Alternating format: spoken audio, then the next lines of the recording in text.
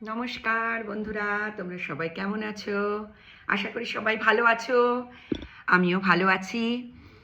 আজকে আমি এসেছি আমাদের কেনিয়ার উপজাতিদের নিয়ে কথা বলতে। কেনিয়া বলতেই যে ইস্ট আফ্রিকার কান্ট্রি কেনিয়া নাম বলতেই যেই উপজাতির কথা মনে পড়ে, ট্রাইবের মানুষদের কথা, তারা হলো মাসাই। যদিও এদেশে অনেক অনেক ট্রাইবাল পিপল আছে, যেমন কিকুয়ু, কালিঞ্জি, কাম্বা, দেন লুও, লুইয়া, অনেক অনেক উপজাতি আছে। তাদের মধ্যে ভারতীয়রাও একটি উপজাতি। তো যারা 5 জেনারেশনস ধরে এখানে আছে, এই ভারতীয় উপজাতির লোক, তারাও ইনক্লুডেড আমাদের এই কেনিয়ার অন্যান্য ট্রাইবাল পিপলদের মধ্যে। যাই হোক, যাদের কথা নিয়ে আজকে আমি আলোচনা করব তারা হলো মাসাই। মাসাইদের কথা মনে পড়লেই মনে পড়ে লাল রঙের একটা ব্রাইট কালারের ওরা শুকা বা চাদর, গরম চাদর গায়ে পরে, তাকে বলে শুকা। ওকে, ওরা গরম চাদর গায়ে দেয়। এবং মাসাইরা হলো কেনিয়ার একটি আংশিক যাযাবর নিলোটিক উপজাতি। নিলোটিক কেন? নীল নদের উপত্যকায় এরা আদি অধিবাসী। নীল নদ তা তো এখান দিয়ে গেছে, মানে জিঞ্জা, যেটা উগান্ডার জিঞ্জা থেকে উৎপত্তি হয়েছে এবং সেটা বয়ে গেছে লেক ভিক্টোরিয়া এসে পড়েছে কেনিয়ার। তো এর ধার দিয়ে এই উপত্যকায় এরা বসবাস করতো। এরা যাযাবর জাতীয় বলতে পারো, এক জায়গা থেকে আরেক জায়গায় ঘুরে বেড়ায়, আংশিক যাযাবর। আবার এরা স্থায়ী বসবাসও করে। এবং মাসাইদের ভিলেজে গেলে, মাসাই মারাতে গেলে, মাসাইদের যে গ্রাম আছে তাতে ছোট ছোট কাঁচা এবং পাকা বাড়ি দেখা যায়। মাটির বাড়ি, ছোট ছোট কাঁচা পাকা, এবং হাজার হাজার গরু তারা প্রতিপালন করে।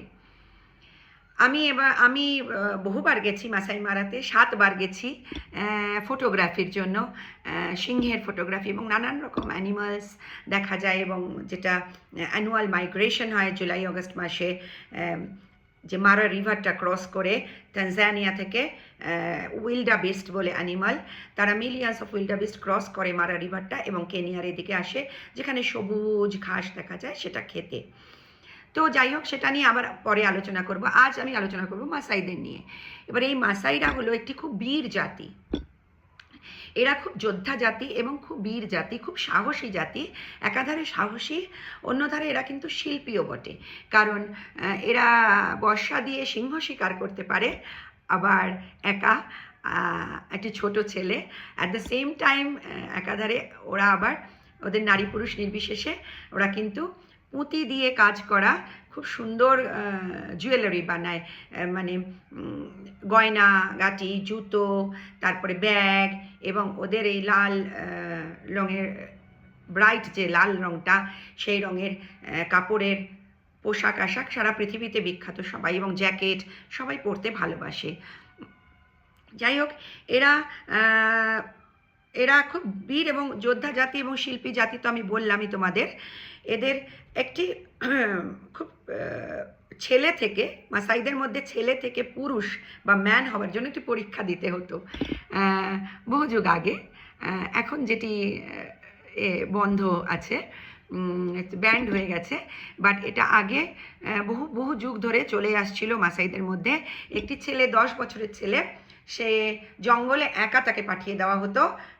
যাদের বাড়িতে ছেলেরা আছে তাদের জঙ্গলে একা পাঠিয়ে দেওয়া হতো, এবং সেই ছেলেটি 10 বছরের একটি ছোট্ট শিশু। চিন্তা করতে পারো, আমরা তো ভাবতেই পারি না 10 বছরের ছোট্ট ছেলেকে একা একা জঙ্গলে পাঠিয়ে দিলাম। হ্যাঁ, তো এ বীর যোদ্ধা জাতি পারে। এবং তাকে পুরুষ প্রমাণ করবার জন্য সে 4-5 বছর পরে, মানে 14-15 বছর বয়সের একটি বাচ্চা ছেলে ফিরে আসতো একা বর্ষা দিয়ে। মানে এই সময়টা 4-5 বছর সে জঙ্গলে একা থাকতো, ফল মূল এবং বন্য জীবজন্তু শিকার করে সে খাবে, ঝলসিয়ে খেয়ে তারপরে সে বড় হচ্ছে। 14-15 বছর বয়সে যখন ফিরে আসতো, বর্ষা দিয়ে একটি মেল লায়ন বা পুরুষ সিংহকে শিকার করে একা তাকে নিয়ে আসতে হতো। এইটা যখন সে নিয়ে আসতো গ্রামে, তখন তাকে ঘিরে গ্রামবাসীরা খুব আনন্দে সেলিব্রেট করতো, এবং নাচ গান, এবং তাকে সিংহের যে কেশর সিংহের কেশর দিয়ে রাজমুকুটের মতন মুকুট পরিয়ে দিয়ে তাকে অভ্যর্থনা জানানো হতো, এবং সে ইমিডিয়েটলি সঙ্গে সঙ্গে বিবাহের উপযুক্ত হয়ে যেত, কারণ সে পুরো গ্রামকে রক্ষা করতে পারবে সিংহের হাত থেকে এবং পরিবারকে রক্ষা করতে পারবে বলে সেটা প্রমাণ হতো। তো এইটি এখন বন্ধ আছে, এখন কমপ্লিটলি ব্যান্ড হয়ে গেছে। মাসাইরা এখন আর সিংহ মারে না, একেবারেই মারে না। ওরা উল্টে সিংহকে রক্ষা করে, কারণ ওরা জানে ট্র্যাকিং করতে। যে 5 বছর জঙ্গলে বাচ্চা ছেলেটি থাকতো বা থাকে, তারা জানে যে কি করে তাদের ফুটপ্রিন্ট, পায়ের ছাপ দেখে দেখে সিংহের, তারা সিংহ খুঁজতে যেত মারবে বলে, এবং গাছের ডাল ভাঙা বা শকুন উড়ছে, কোনো হান্টিং হয়েছে, সেখানে সিংহটা হান্ট করেছে তাকে ধরে মারবার জন্য। তো সেই যে এদের ট্র্যাকিং যে স্কিলটা, এটাকে কাজে লাগিয়ে এখন তারা সিংহ রক্ষা করে, এবং মাসাই মারাতে কোনো সিংহ মারতে দেয় না। এখন অ্যান্টি পোচিং ক্যাম্পেইন চলে এবং এরা নিজেদের সিংহকে রক্ষা করে। সিংহের সংখ্যা অনেক কমে যাচ্ছিল, তো এই জন্য। তো আজ তোমাদের জানালাম মাসাইদের সম্পর্কে বেশ কিছু সুন্দর তথ্য। এরা কি খায় জানো? আচ্ছা, আরও একটি কথা তো বলতে ভুলেই গেলাম, যে কেউ কিন্তু মাসাই হতে পারে না। যে কোনো উপজাতির কেনিয়ানরাও মাসাই হতে পারবে না, ভারতীয়রাও মাসাই হতে পারে না, বা কোনো ইউরোপিয়ান বা আমেরিকান পিপলও কিন্তু মাসাই হতে পারবে না। কারণ মাসাই নিজেকে প্রুভ করার জন্য যেটা খেতে হয় সেটা হলো, ওরা ওই বর্ষা দিয়ে যে অক্সের, গরু বা এই কি বলবো, বলদের এখানে ভেন থাকে, সেই ভেনে তীর করে মারে বা টিপ করে, এবং মেরে ফিনকি দিয়ে যে রক্তটা বেরোয়, সেই কাঁচা রক্তটা ওরা খায়। ওটাকে ধরে কোথায় জানো? এই যে লাউ হয় না, আমাদের লাউয়ের যে সুন্দর একটা এরম খোলা থাকে, সেটা শুকিয়ে, যার মুখের কাছটা সরু এবং পেটের কাছটা গোল, সেটার ওপর সাইডে ওরা খুব সুন্দর ডিজাইন করে, কিন্তু ছবি আঁকে, এবং সেইটায় মধ্যে ওরা ওই কাঁচা রক্তটাকে ধরে, সেই গরুর কাঁচা রক্তটাকে ধরে ওরা ঢকঢক করে খায়, এবং তার মধ্যে কাঁচা দুধও মেশায় ওরা।